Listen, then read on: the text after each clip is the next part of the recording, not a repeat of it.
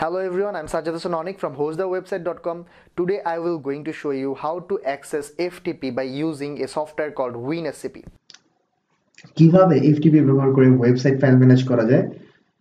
FTP ব্যবহার করতে আপনার যে ডিটেলস গুলো লাগবে প্রথমে সেটা হলো যে আপনি আপনার হোস্টিং সার্ভারের যে সিপ্যানেল আছে সেই সিপ্যানেলের লগইন ডিটেলস লাগবে অথবা আপনার এফটিপির ইউজার নেম এবং পাসওয়ার্ড লাগবে।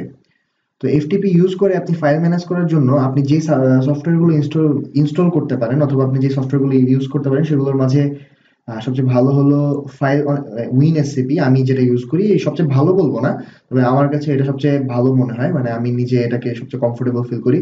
এছাড়াও ফাইলজিলা আছে যেটা সবচেয়ে বেশি মানুষ ইউজ করে, মানে অ্যাটলিস্ট আমার মনে হয় যে 50% বেশি মানুষ ফাইলজিলা ইউজ করে। আর এসএফটিপি নামে একটা সফটওয়্যার আছে, সেটা হলো পেইড। তো যেহেতু এটা পেইড, কম সংখ্যক মানুষ ইউজ করলেও এই সফটওয়্যারটা ভালোই, মানে ইউজার ফ্রেন্ডলি অনেক।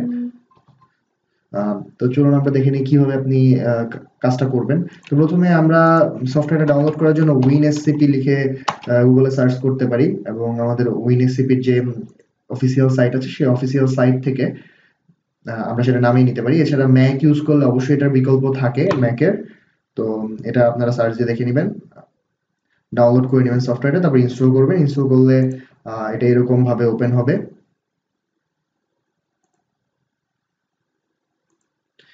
দেখেন এখানে আপনি নতুন আমাদের এখান থেকে অলরেডি একটি সেশন করা ছিল। তো আপনি কিভাবে সফটওয়্যারের মাধ্যমে নিউলি শুরু করবেন। WinSCPর এখানে আপনাদের যে জিনিসটা করতে হবে সেটা হলো লগইন ডিটেলস দিতে হবে আপনার সার্ভারের, যেটা আমরা এখানে আমাদের এখানে আছে। তো আপনাকে প্রথমে দিতে হবে হলো আপনার সার্ভারের হোস্ট নেম অথবা আপনার সার্ভারের IP address. Server IP address এবং হোস্ট নেম এই দুটো জিনিস আপনি আপনাদের হোস্টিং প্রোভাইডার অবশ্যই আপনাকে দিয়ে দিয়েছে। সাধারণত আইপি অ্যাড্রেসটা বেশি দিয়ে দেয়। তো আপনার যদি আইপি অ্যাড্রেস থাকে তাহলে এখানে হোস্ট নেমের জায়গায় আপনার সার্ভারের আইপি অ্যাড্রেসটা দিবেন। আমি আমার সার্ভারের হোস্ট নেমটাই দিয়ে দিচ্ছি। আর ইউজার নেম দিবেন আপনার সি প্যানেলের ইউজার নেম, আর পাসওয়ার্ড দিবেন আপনার সি প্যানেলের পাসওয়ার্ড। তারপর লগইন দিবেন। লগইন দিলে সেটা লগইন হবে। এখন আপনি দেখেন এখানে আপনার সি প্যানেলের ভিতরে যে ফাইলগুলো আছে সেই ফাইলগুলো শো করতেছে পাবলিক HTML এ। এখানে এটা হলো রুট একদম, সব ফাইলগুলো এখানে। আপনি এই যে ফাইলগুলো এই ফাইলগুলো এফটিপি ছাড়াও কিন্তু ডাইরেক্টলি ফাইল ম্যানেজারের মাধ্যমে লোড করতে পারেন। সেক্ষেত্রে আপনাকে সি প্যানেলে ঢুকতে হবে। আমি সেটাও দেখিয়ে দিচ্ছি কিভাবে সেটা করবেন। আপনার সি প্যানেল যে ইউজার নেমটা আছে সেই ইউজার নেমটা দিবেন।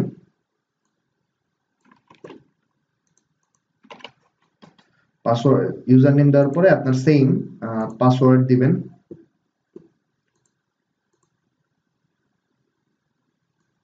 ইউজার নেম দিবেন, পাসওয়ার্ড দিবেন, লগইন দিবেন। লগইন দেওয়ার পর আপনার এই ডাইরেক্টরি আসবে। আপনি ফাইল ম্যানেজার লিখে সার্চ দিবেন অথবা সবার ফার্স্টেই থাকে ফাইল ম্যানেজার। দেখেন এখানে ফাইল ম্যানেজার আছে। ফাইল ম্যানেজারে ক্লিক করবেন। ফাইল ম্যানেজারে ক্লিক করলে আপনি সেম ফাইলগুলো আপনি যেটা এতক্ষণ এসসিপি তে দেখতে পাচ্ছিলেন, দেখেন এখানে এসসিপি তে দেখা যাচ্ছে, সেটা আপনি ফাইল ম্যানেজারেও দেখতে পাবেন। তো আপনি দুইটার মাধ্যমে ফাইলগুলো নিয়ে কাজ করতে পারেন। তো এখন আমরা দেখব যে এই যে ফোল্ডার আছে পাবলিক HTML, আপনাদের যে ডোমেইনটা হলো onic.work। আমরা ডোমেইনটাতে একটু ঢুকি, onic.work। এই ডোমেইনে যে ফাইলগুলো আছে সেই সবগুলো ফাইল আপনার এখানে ফাইল ম্যানেজারে আছে পাবলিক HTML এ। তো আমরা দেখাবো এখানে নতুন একটা থিম ইনস্টল করে দেখাবো। তো থিম ইনস্টল করার জন্য আমরা যেটা করতে পারি সেটা হলো যে লগইন করতে পারি WP admin, মানে আমরা FTP দিয়ে একটা থিম ইনস্টল করে দেখাবো।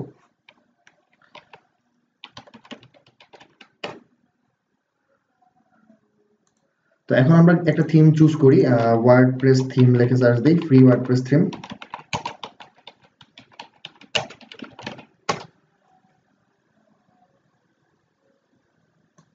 আমরা wordpress.org এ চলে যাই, wordpress.org themes।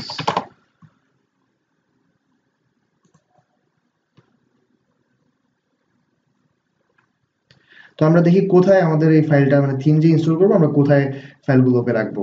তো সেটার জন্য দেখেন এখানে পাবলিক HTML এর ভিতরে আপনার ওয়ার্ডপ্রেসের সব ফাইল, এগুলো সব ওয়ার্ডপ্রেসের ফাইল। এখানে আপনার কোনো চেঞ্জ হলে আপনার এটা থিমে ইফেক্ট পড়বে। তো এখানে WP কন্টেন্ট নামে একটা ফাইল আছে, এখানে সাধারণত থিম এবং প্লাগইন গুলো থাকে। আমরা একটা থিম ডাউনলোড দিই, আমরা এই থিমটা ইনস্টল করি, ডাউনলোড করলাম।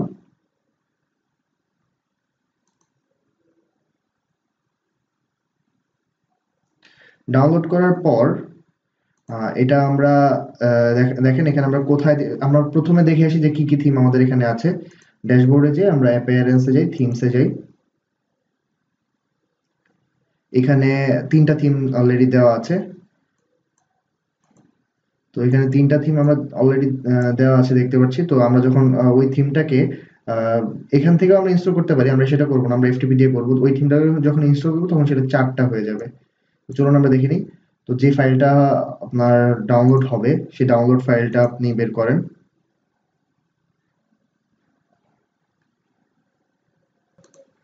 আমরা ডাউনলোড ফাইলটা বের করেছি এবং এই ডাউনলোড ফাইলটাকে আমরা আমাদের পিসিতে নিয়ে রাখি, ডেস্কটপে নিয়ে রাখি, যাতে আমরা সহজেই পেয়ে যেতে পারি। এখানে নিয়ে রাখলাম। তো এখন আমরা কি করব, এটা WinSCP দিয়ে আমরা যে জায়গায় নিয়ে রেখেছি সেই জায়গায় যাব। যে এটা হলো আমাদের কম্পিউটার আর এটা হলো আমাদের সার্ভার। তো আমরা কম্পিউটারের ফোল্ডারটাতে ঢুকি। আমরা প্রথমে কোন ড্রাইভে রেখেছি এখানে দেখে নিই।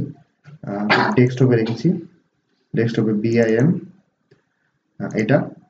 তো আমরা এখন WP কন্টেন্টে যাব, আমাদের থিমের WP কন্টেন্টে যে থিমস, এখানে আমরা সেটাকে পেস্ট করব, মানে অথবা ড্র্যাগ এন্ড ড্রপ করে নিয়ে আসলেও হবে অথবা আপনি আপলোড দিলেও হবে। তো আমি ড্র্যাগ এন্ড ড্রপ করে দিলাম এখান থেকে ডাইরেক্ট। তো এটা আপলোড হচ্ছে, আপলোড হয়ে গিয়েছে। তারপর আপনি এটা কি করবেন, এক্সট্রাক্ট করে দেন।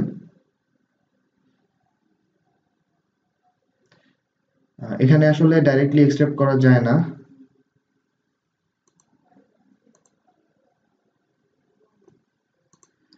এটাকে আনজিপ করতে হলে আপনাকে ফাইল ম্যানেজার ইউজ করতে হবে অথবা আপনাকে এখানে কাস্টম কমান্ডে যেতে হবে। তো আমরা কাস্টম কমান্ডে দেখাবো না, আপনি ফাইল ম্যানেজারে চলে যান।